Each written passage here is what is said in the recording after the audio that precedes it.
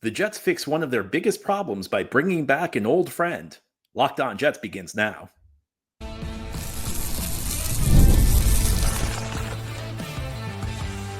You are Locked On Jets, your daily New York Jets podcast. Part of the Locked On Podcast Network, your team every day. Welcome. This is the Locked On Jets podcast, part of the Locked On Podcast Network, your team every day. It's Wednesday, July 30th, 2025, and I'm your host, John B. from GangGreenNation.com. Thanking you so much for making the show your first listen or first watch every day. A big shout out to you everydayers. This is a daily podcast covering the New York Jets with new episodes each day through the week, Monday through Friday.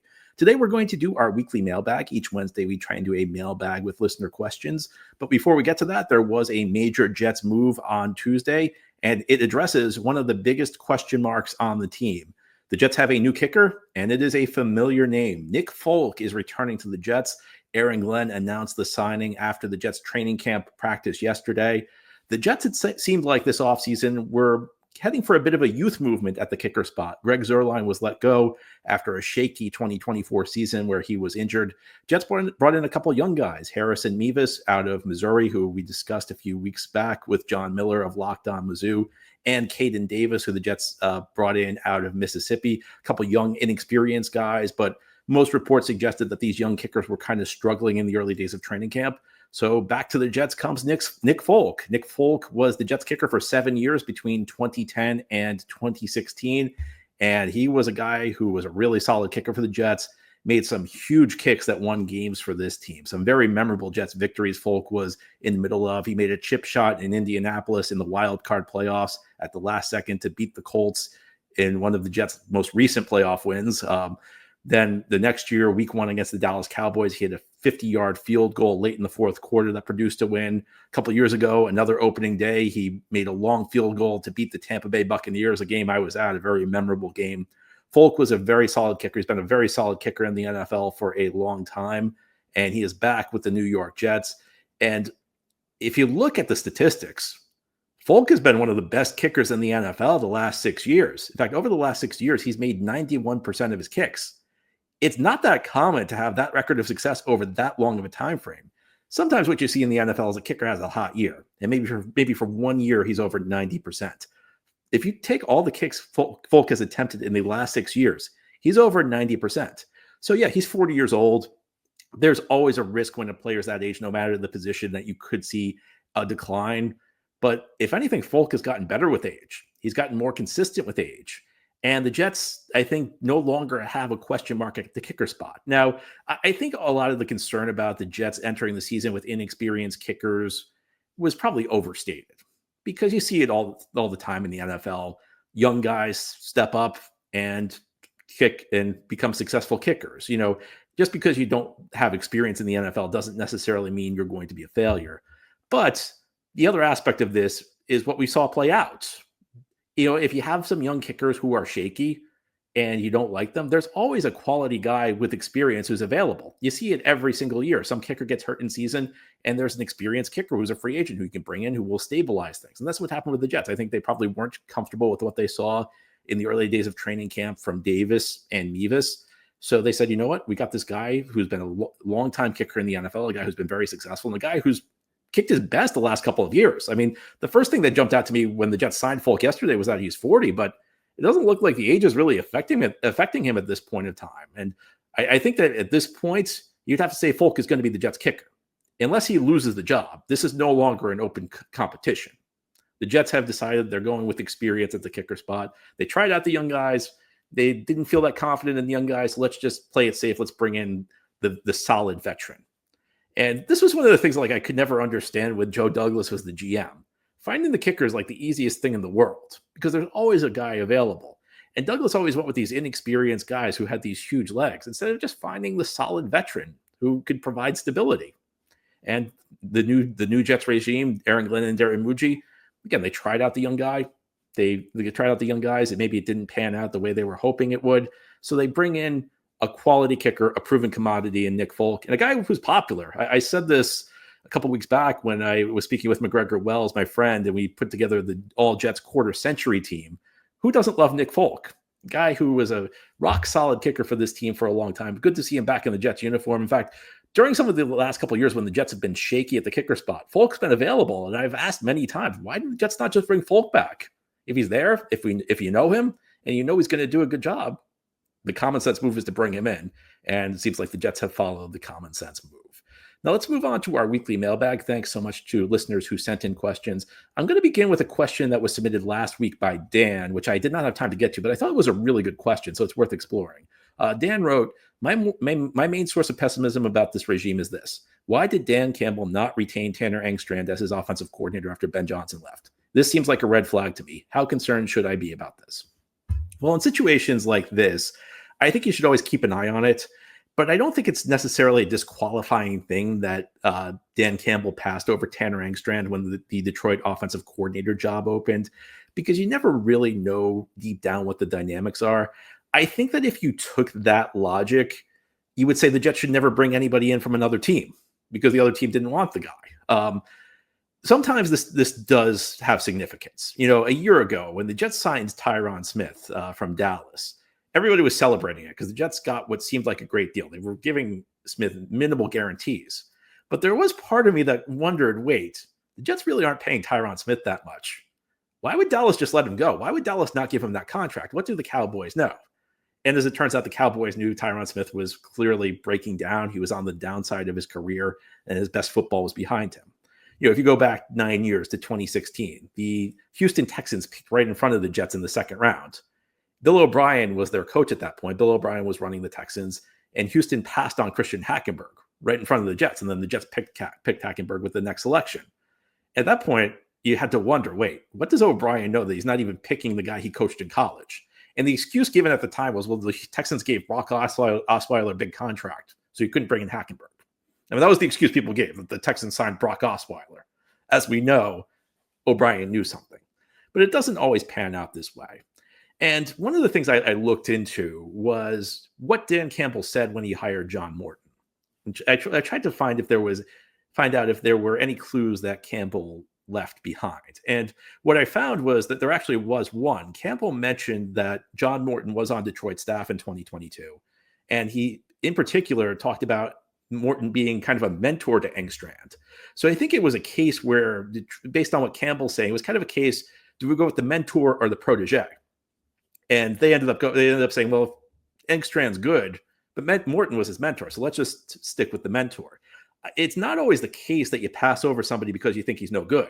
Sometimes you have a coach you'd be perfectly happy with as your second choice. It's just there's somebody who fits what you want to do a little bit better or has a little bit more experience. The other aspect of this is we don't really know what was going on behind the scenes in Detroit. You know, it's also possible Engstrand wanted to come to the Jets. You know, some maybe he really connected with Aaron Glenn. Maybe sometimes what happens is a guy's a hot coordinator and he knows he's going to get a head coaching job, so he starts securing commitments in advance. It's possible last year in Detroit, Glenn went up to Engstrand and said, "Hey, I'm going to be a head coach next year. Would you be my coordinator?" And it's also possible Engstrand wanted to do it because the Detroit offensive coordinator job, in some ways, is attractive, but in other ways, it's not, because in Detroit right now, the perception is that Ben Johnson was kind of the driving force behind that offense. So in some ways, if the Detroit offense succeeds this year and you're the coordinator, people will say, well, he was just doing it with Ben Johnson's players. If you fail, people say, well, he's no Ben Johnson. Whereas you come to the Jets, you have an opportunity to kind of run your own offense. You have a chance to build your own reputation independent of Ben Johnson. So, you know, there are lots of different possible explanations. I think it's a concern to a degree, but I don't think it's the type of thing that should be overriding everything else. You know, there are certainly plausible explanations that I've just laid out. And the big thing is, just because Engstrand did not end up as the Detroit offensive coordinator, that doesn't mean that he's necessarily a poor poor coordinator in his own right. So, you know, we'll wait and see. What I will say is that I'll ask myself, what did I want the Jets? What sort of coordinator did I want the Jets to hire when they brought in Glenn? I want a young guy who has cutting edge ideas. And Engstrand was on the Detroit staff, a young guy, an up-and-comer in the league, who was part of one of the most cutting-edge coaching staffs in the league. So hopefully he'll be able to implement those ideas with New York. You know, I think it's a factor, but I don't think it's the type of thing that should lead you to panic. Now, ahead here on the Locked On Jets podcast, we'll talk about optimism. We won't talk about panic. We'll talk about optimism. There are real reasons to be excited about this Jets team. How far can they go? We'll discuss as we continue here on this Wednesday mailbag edition of Locked On Jets. Today's episode of Locked On Jets is brought to you by Yahoo Fantasy. Fantasy football is back. Fire up the group chat, get your draft board ready, and buckle up for a season filled with breakouts, busts, and all the overreactions we live for. And it's all going down on Yahoo Fantasy. This year, me and Locked On Jets are playing on Yahoo Fantasy, and you should too, whether you're a first-timer or a veteran making your millionth league. I've used Yahoo Fantasy for over 2 decades, and I love how smooth the draft day experience is. To celebrate 28 years of fantasy greatness, Yahoo Fantasy is dropping 28 big new features over 28 days, giving you more ways to play, more ways to draft, and more ways to win. And it all begins August 4th. Stay tuned and get started by creating or joining a Yahoo Fantasy Football League at yahoofantasy.com/lockedonnfl. That's yahoofantasy.com/lockedonnfl. And let's make this fantasy season the best one yet. Thank you so much for making Locked On Jets your first listener, first watch every day. Big shout out to you every dayers. This is a daily podcast covering the New York Jets with new episodes each day through the week, Monday through Friday. Let's continue now with our weekly mailbag. Our next question, other than wide receiver 2, what weakness does this roster have? I feel like we are surprisingly stacked at talent at all positions. Stars and promising young talent at wide receiver, running back, the entire offensive line, tight end, linebackers, D-line, corners, and even safety is showing some promise with Cisco and Adams holding the fort. Is it just me, or are we poised to make a fight for the playoffs with this team and what seems to be a serious coaching staff? Don't you dare dim my hopes and positivity, JB. I've been talking about this a lot. I think that this Jets team is better than people give it credit for being. I think that based on what happened last year, people are down on the Jets for reasons that don't really have a lot to do with the roster's current talent level. And even though the Jets went 5-12 last year, that was not a team with 5-12 talent. And again, I've talked about this a lot, how I think we went from one extreme to another, where people were overrating the roster this time last year. They said this was a Super Bowl caliber roster. And in retrospect, it wasn't. And, there are still a few people out there who say, well, last year the team was had Super Bowl talent. It was all the coaching staff. The team had Super Bowl talent if Aaron Rodgers was playing at an MVP level and Mike Williams was still an impact receiver who could go out, get you something close to 1,000 yards. And Tyron Smith was still playing at an all-pro level. And Hassan Reddick was still the kind of guy who could be the featured pass rusher on a defense. If you put those 4 guys on their prime onto last year's Jets team, then yes, the Jets would be a Super Bowl team. And at this time last year, it seemed at least plausible that those things could happen. But now looking back, Rodgers is not close to being an MVP candidate at quarterback, and he's not even really close to being a top 10 quarterback. Mike Williams is retired. I mean, his career was just destroyed by a knee injury. It could have gone either way last year. It clearly went in the direction that the knee injury ended his career. Smith had played his last bit of good football. At that age, sometimes you go from being a second-team All-Pro one year to being a guy who's a below-average starter the next. That happens. And Reddick, as I've mentioned, quiet quit on the. I don't know if quiet quit's the right term. I've used the phrase loud quit because that's kind of what he did. He quit the day he arrived. So the team really wasn't. A Super Bowl caliber team, but the team had better talent than 5-12. And part of it was just bad luck. Part of it was bad coaching, and I think that's left people very down on the Jets. Now, the one thing I'd say is that there's a difference between a guy who's proven and a guy who has potential. Jets have a number of proven players on this team. Sauce Gardner, Garrett Wilson, leading the pack. Quinnen Williams is another one. Then there are the potential guys, the Fashanu, the left tackle, the Membus at right tackle, and the coaching staff. The coaching staff has potential, but we don't know how good they're going to be. Potential is just potential. If Fashanu and Membu play really well, the Jets could have a top 10 offensive line. If one of them plays well, they'll probably have like an average offensive line. We don't know exactly how well they're going to play, though. There's a wide variety of outcomes, and there's also a wide variety of outcomes from what they're going to get at the quarterback position. I like the Justin Fields signing. It's not because I love Justin Fields as a quarterback. It's just looking at the options that were in front of the Jets. It seemed to me like he was the option with the most plausible upside. To this point in his career, Justin Fields has not been good enough. If he'd been good enough, he'd still be a Chicago Bear. He'd be on his second contract in Chicago. He's a guy who's flashed potential, but not frequently enough. So there's a question of what you're going to get out of Fields. Can the Jets be a playoff team this year? Yes. What it requires is a lot of those unknowns to be answered in a positive way. Last year, we had a lot of unknowns with older players, and they were pretty much all answered in a negative way. This year, a lot of unknowns with the younger players with potential, but potential is just potential. Until you realize it, it doesn't really matter that much. And the coaching staff, this could be a very good coaching staff. In fact, I've said this yesterday. I really like Aaron Glenn. I hope he pans out, because it's been I don't think I've ever like personally become invested in a coach hoping he'd have success this early. I just genuinely like Aaron Glenn's approach. I like the way he's handled himself since he's arrived. So I'm hoping it goes well for Glenn, but we don't know for a fact it's going to go well. The opportunities are all there. And now the one drawback, as I mentioned yesterday, is that this is not a team with a lot of depth. The Jets are going to have good injury luck this year, because there are an awful lot of players they can't afford to lose. A year ago, if Sauce Gardner went down, and I'm not talking like a season-long injury, but let's say Sauce Gardner had to miss like 3 games. You had DJ Reed to anchor the corner group, and you could live with DJ Reed as your number 1 corner for 3 games.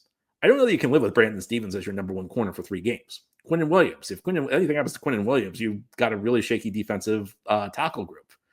At wide receiver, Garrett, it's all on Garrett Wilson. You lose Garrett Wilson for even like 3 games, your offense is really going to struggle in those games. So Jets have a lot of players that like they just can't afford to lose because they so lack depth, and that's going to be a challenge this year. And I think we got a little taste of that last week with the Justin Fields injury scare, because Tyrod Taylor is the kind of guy Tyrod Taylor is the kind of guy that can get you through 3 games. But if you suffer a more serious injury with Fields and he has to miss more time, you could be in trouble. I think that there's a path for this Jets team to be much more successful than people realize. I think there's also a question of whether or not they'll reach it, and that's something we don't really know yet. Our next question is about Jermaine Johnson. John, if the Jets put Jermaine on a limited snap count to ease him back in the start of the season, do you think he would be utilized at a higher percentage of rundowns or pass downs? My guess is that he'd be used on passing downs, because usually what happens when you're keeping a defensive lineman on a pitch count is you want him in on the highest impact snaps there are. And even for a guy like Jermaine, who's very good against the run and probably the best run stopping defensive end the Jets have, because of his pass rushing skill, you want him down in the field. You want him on the field on the plays that are going to decide the game. And generally speaking, coaches view the plays that decide the game are like the third downs, because those are the plays where you either get off the field or you extend the drive. So, even in a situation where you have a guy who's a good run defender, you're probably going to prioritize passing downs, because that's what you have to do in this league. I'm not saying that you build a defense that's going to get gashed in the run, but if you have to prioritize run defense or pass defense, you always prioritize pass defense, because the numbers show it. There is a higher correlation. This is statistically proven. There's a higher correlation between how you perform passing the ball and defending the pass than there is how you run the ball and how you defend the run. So I think it probably is smart to keep Jermaine on a pitch count in the early part of the season. Now, the problem, this goes back to the lack of depth on this team. Who will replace him on the early downs? It might mean we see more of Michael Clemens than we want to. Michael Clemens is a guy who has proven that even though he commits too many penalties, he's a guy who's proven that, if he's your 4th defensive end, I'm not going to say he's going to thrive, but he won't hurt your defense as the 4th defensive end. Last year, after the John Franklin Myers trade, he got moved into a bigger role. He's a guy who's going to hurt your defense if you play him too many snaps, but there's a greater good. The greater good is preserving Jermaine Johnson for later in the season.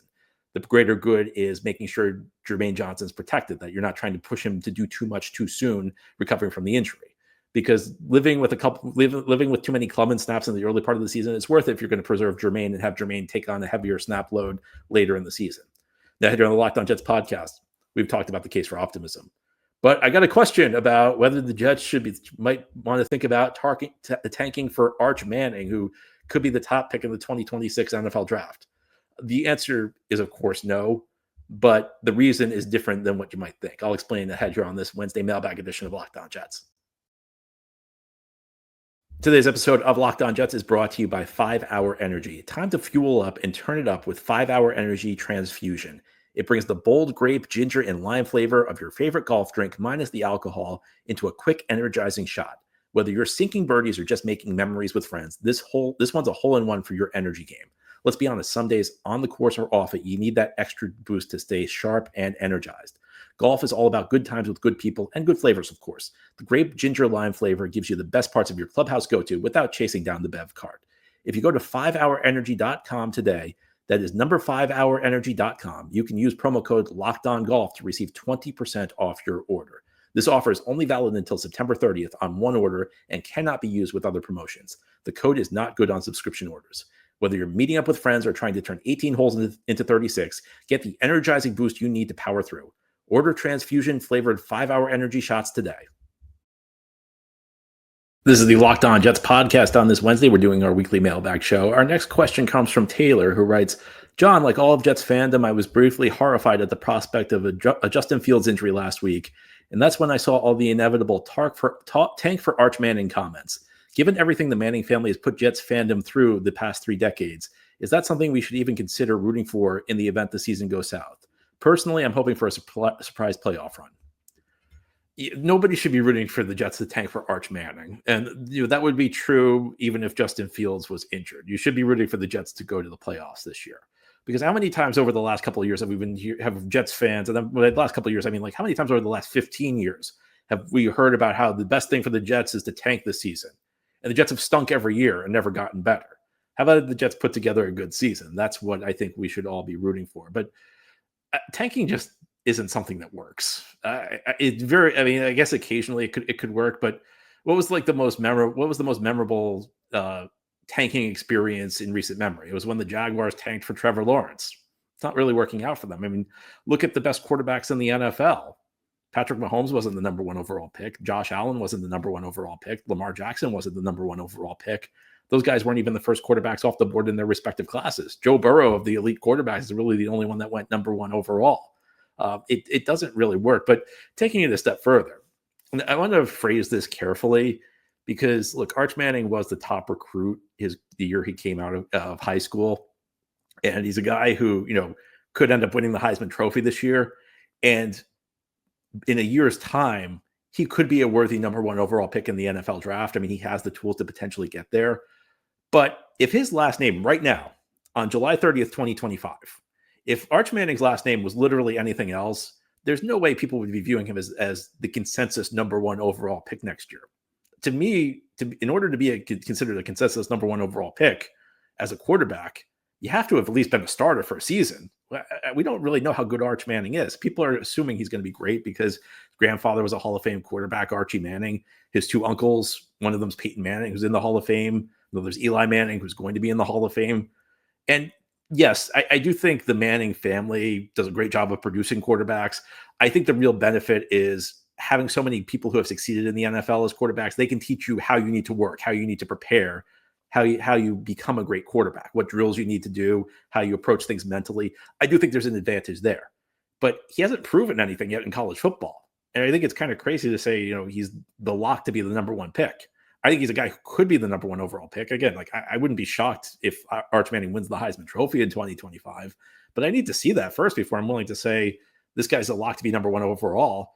And I certainly need to see it before I suggest the Jets throw away a season to get him, because we've seen this over and over. I mean, how many times do you just need to tank for a quarterback? Well, none of the quarterbacks they would have tanked for would have really ended up being that great.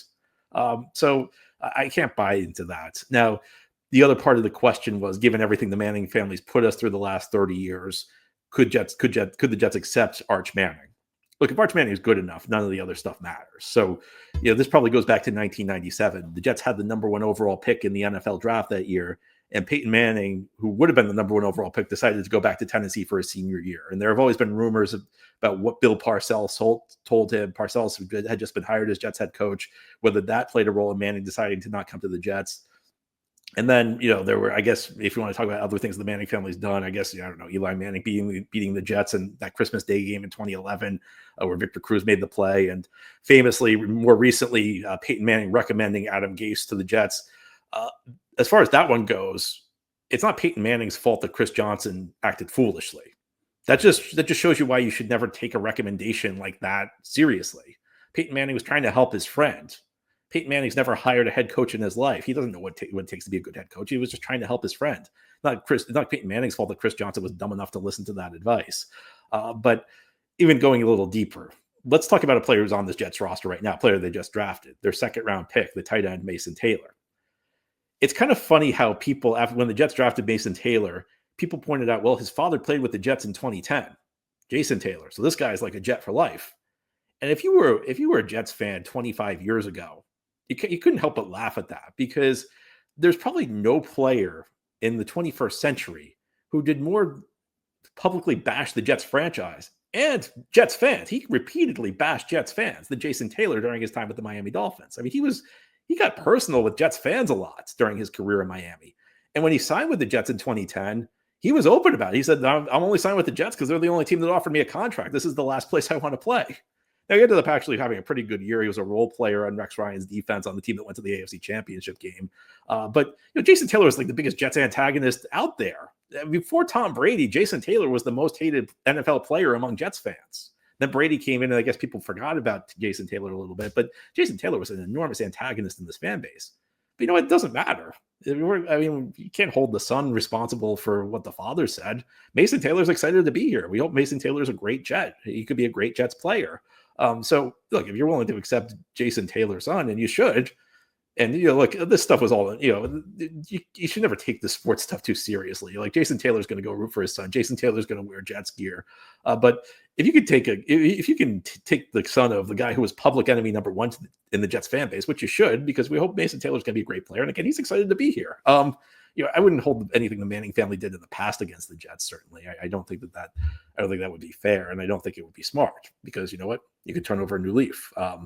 And you see this all the time in the NFL. I mean, I don't know why this is the number one example that comes to my mind, but Tom Landry, when he was hired by the Dallas Cowboys, came from the Giants, and Giants and Cowboys ended up developing a big rivalry. I mean, sometimes a guy comes over to your team from a rival and ends up becoming a memorable part of your team. So I would never hold that against Arch Manning. I just think like Arch Manning's got to show he can play on the college level successfully before we even start talking about drafting him, and certainly before we start talking about him being the consensus number one overall pick.